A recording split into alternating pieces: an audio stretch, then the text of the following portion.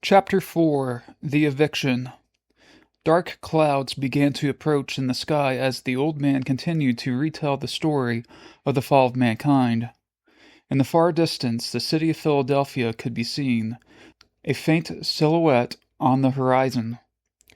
Ian, standing by the old man's side, continued to have visions as if he were there, witnessing the fall of mankind firsthand.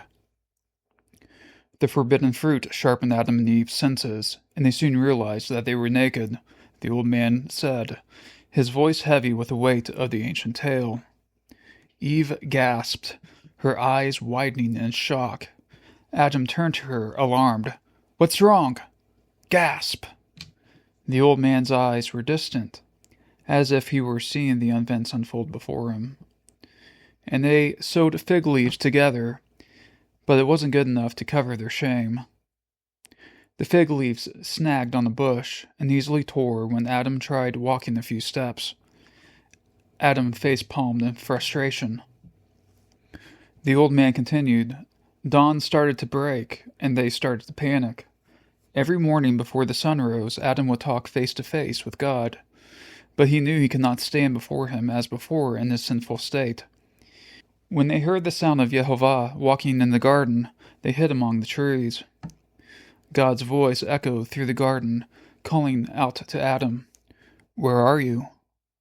The old man paused, letting the silence hang heavy in the air. Silence. But God called again. The old man continued, and made it known that nothing was hidden from him. And Adam, being convicted, finally spoke. "I heard the sound of you in the garden, and I was afraid, because I was naked, and I hid myself." Adam confessed, his voice trembling. God's voice was stern, yet filled with sorrow. "Who told you that you were naked? Have you eaten of the tree of which I commanded you not to eat?" Adam glanced nervously at Eve, then back at God. "The woman whom you gave to be with me, she gave me fruit of the tree, and I ate." The dragon suddenly reappeared, smirking and accusing Adam. "Ooh, blaming God now, huh?" he sneered. Adam's eyes widened in panic. No, that's not what I... Ah!" God turned his gaze to Eve. "Eve, what is this that you have done?" Eve's voice was filled with regret and tears welling up in her eyes. "The serpent deceived me, and I ate." The dragon laughed mockingly. "Well, if you weren't so pathetically naive and weak, I did the Almighty a favor by exposing that neither of you are worthy to rule this planet. Ha ha ha ha! All authority and dominion has legally been given to me. Now I will rule over the earth. I—" God's voice thundered, cutting off the dragon's tirade. "Silence, Lucifer!" The dragon hisses and shapeshifts into his true form, a tall, red-hooded figure. "Because you have done this, cursed are you above all livestock and above all beasts of the field.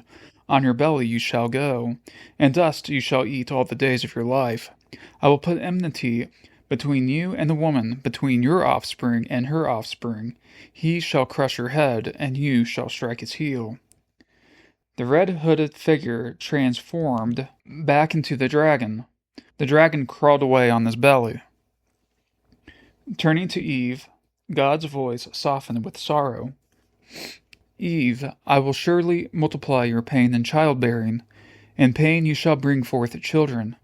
Your desire shall be contrary to your husband, but he shall rule over you." Eve started sobbing as she learned the consequences of her sin. Then, addressing Adam, God's voice was filled with a sense of loss. "Adam, because you have listened to the voice of your wife, and have eaten of the tree which I commanded you, you shall not eat of it. Cursed is the ground because of you. In pain you shall eat of it all the days of your life. Thorns and thistles it shall bring forth for you, and you shall eat the plants of the field. By the sweat of your face you shall eat bread, till you return to the ground, for out of it you were taken, for you are dust, and to dust you shall return." Adam fell on his knees, trembling at the words spoken out of the pillar of cloud. The vision abruptly ended. and the sky opened up, releasing a torrential downpour, accompanied by thunder. Ian and the old man hurried to take cover underneath a gazebo in the nearby park. The old man, his voice barely audible over the rain, said, "Notice 3 things that the Almighty says. First, the serpent was cursed to eat dust. Seen any snakes eating dust lately?" Ian shook his head. "Nope." The old man continued, "And without God we are nothing but dust. So that dragon, that ancient serpent called the devil or Satan, would draw energy from the destruction of people." "Yeah, that's sick and twisted," Ian muttered, his face contorting in disgust. "To put it lightly, yes," the old man agreed. "He's a psychopath. And it all started because of pride. The angel that became the devil was commanded to guard and keep and serve Adam, but perceiving that Adam was weaker than him, he got prideful and wanted to rule and have dominion over Adam. The very first sin was pride. A short silent vision came of Adam in pain, looking down at his bleeding hand, dripping a path of blood as he walked. The tall red-hooded figure previously seen watched in the distance, his eyes hidden. A smug look appeared on his face as he witnessed the frailty of humankind. "I see," Ian said, nodding slowly. The old man raised 2 fingers. "Secondly, the offspring of the woman was singular. 1 man would come from the woman and crush the serpent, a redeemer, but the serpent would strike his heel and kill him." "I thought the hero of the story wasn't supposed to die," Ian remarked, puzzled. "Only in fairy tales," the old man replied. "Every man dies, but only one ever lived a perfect life. But he didn't remain dead." Ian's eyes widened in surprise. "What do you mean? And you are speaking in past tense. He already came?" "Yes," the old man confirmed. "He was executed by crucifixion. A nail was driven through his heel. He died, but God raised him from the dead." "And thus fulfilling the prophecy that the serpent would strike his heel?" Ian asked. "Yes," the old man nodded. "And thirdly, the thorns. The Redeemer, when he died, was mocked, and the executioners placed a crown of thorns on his head." "This all sounds familiar, but I don't remember," Ian admitted, scratching his head. "That's okay. We will get there soon enough," the old man reassured him. "There's another clue. Jehovah then did something totally unexpected, and it is a detail that's easily overlooked but very important." Ian was suddenly thrust back into another vision, finding himself back into the Garden of Eden. Adam and Eve were bowing down, trembling and pleading for mercy. A warrior angel appeared before them, drawing a flaming sword to execute God's wrath. The old man's voice echoed in the vision.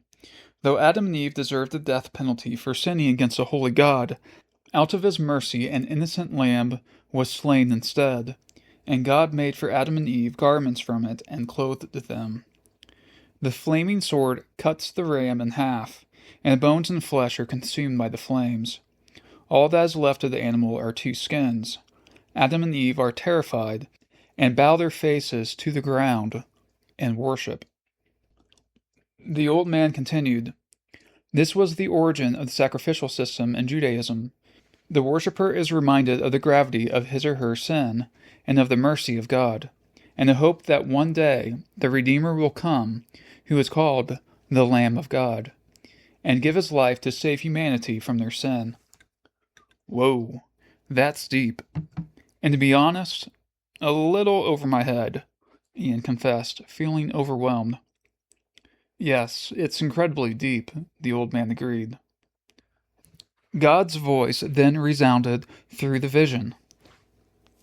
"Behold, the man has become like one of us in knowing good and evil.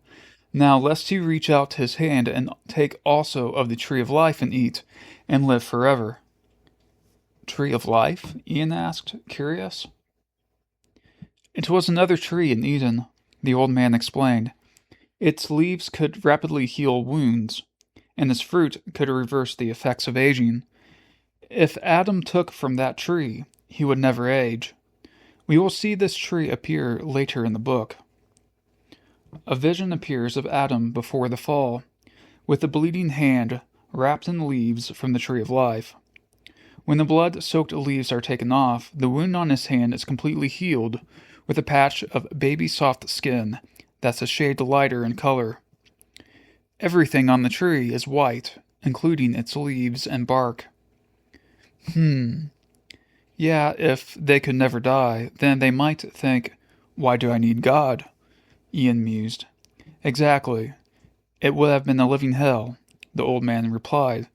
Therefore, Jehovah evicted them out from the Garden of Eden, and he placed angels and a flaming sword to guard the way to the tree of life. Does this place and tree still exist? Ian asked, his curiosity piqued. The place, yes. But the tree isn't. Not on Earth, anyway, the old man answered. The tree was replaced with a cross, the cross in which the Redeemer, the Lamb of God, died. Ian's vision ended with the hill where the tree of life once stood, transforming into Golgotha, with the silhouette of Jesus on the cross. Lightning flashed and thunder rumbled as Jesus bowed his head.